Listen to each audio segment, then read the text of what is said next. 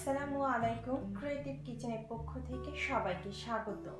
আজকে আমি তৈরি করে দেখাবো গোলাপ জামুন তৈরি করতে আমার যা যা লাগবে, এখানে আমি গুঁড়া দুধ নিয়েছি 1 কাপ পরিমাণ, একটা ডিম, 1 কাপের 4 ভাগের 1 ভাগ ময়দা, 1 চা চামচ করে চিনি এবং বেকিং পাউডার, সামান্য একটু এলাচি গুঁড়া, 2 টেবিল চামচ ঘি, ভাজার জন্য তেল, চিরার জন্য আমি নিব 2 কাপ চিনি এবং 3 কাপ পানি নিয়েছি।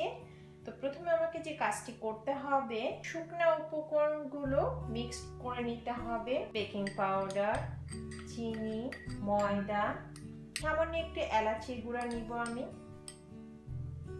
ঘি এবং ডিমটাকে আমি একত্রে ফেটে নিব।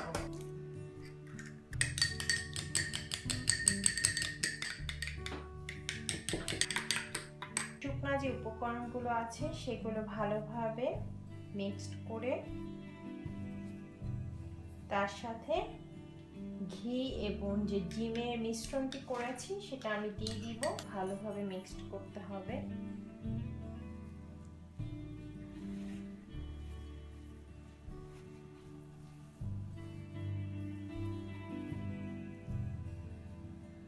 আমার মিশ্রণটি হয়ে গিয়েছে। এখন আমাকে যে কাজটি করতে হবে, গোল গোল বলের মতন করতে হবে। বলটি ছোট করা যায়, বড় করা যায়, সাইজ আপনি আপনার পছন্দ মতন করবেন।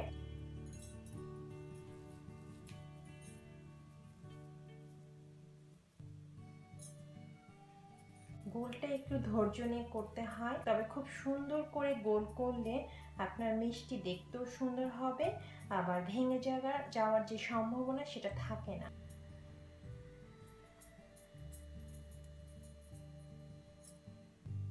চুলাতে আমি অলরেডি শিরা দিয়ে দিয়েছি। এখানে আমি 2 কাপ চিনি এবং 3 কাপ পানি দিয়েছি। আর ভাজার জন্য বেশ খানিকটা আমি তেল নিয়েছি। আমার চুলার আঁচ একদম কম হবে, খুব কম আছে। তেলটা গরম হওয়ার আগে মিষ্টিগুলো এখানে দিয়ে দিতে হবে এবং আস্তে আস্তে করে মিষ্টিগুলো ভাজতে হবে।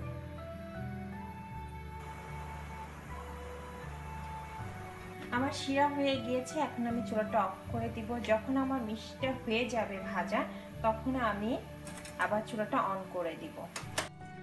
খুব সাবধানে মিষ্টিটা ভাজতে হয়, একদম অল্প আছে। অনেক সময় দেখা যায় ঠিক মতন মিষ্টি ভাজা না হলে তোর যে অংশটা থাকে সেটা শক্ত হয়ে থাকে, এবং শক্ত থাকলে মিষ্টিটা খেতে কখনোই ভালো লাগবে না। আমাকে বেশ সময় নিয়ে আস্তে আস্তে করে মিষ্টি ভাজতে হবে। মিষ্টিগুলোকে বেশ ধৈর্য নিয়ে ভাজতে হয়, কারণ মিষ্টির টেস্ট নির্ভর করে অনেকটা ভাজার উপরে। ভাজা ভালো হলে আপনার মিষ্টি ভালো হবে, আর ভাজা যদি আপনার ঠিক না হয় তা অনেক সময় আপনি মিষ্টি বা অনেক কষ্ট করে বানানোর পরেও আপনার মিষ্টি ভালো হবে না। আমার মিষ্টির কালার হবে হচ্ছে গোলাপ জামুনের যে কালার হয় সেই কালারই হবে। এখনো আমার মিষ্টির কালার আসেনি, সময় লাগবে। আমার মিষ্টিটা অর্ধেক ভাজা হয়েছে। আমার মিষ্টিটার কালার যখন চলে আসবে, নামানোর আগে আমি শিরা করতে দিয়েছি, সেই শিরার চুলাটা অন করে দিব।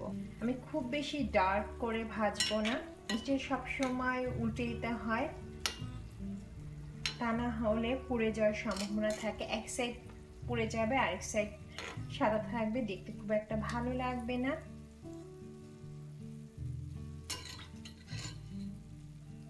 আমি শিরার চুলাটা অন করে দিব, এখন মিডিয়াম আঁচে রাখবো।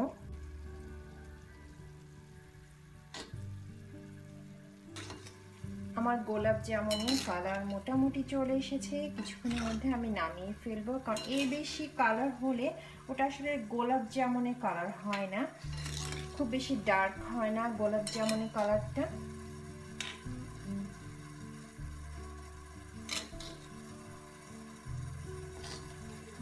আমার গোলাপ জামুন হয়ে গিয়েছে। চুলা অফ করে দিয়ে আমি এখন গোলাপ জামুনগুলো শিরায় দিয়ে দিব।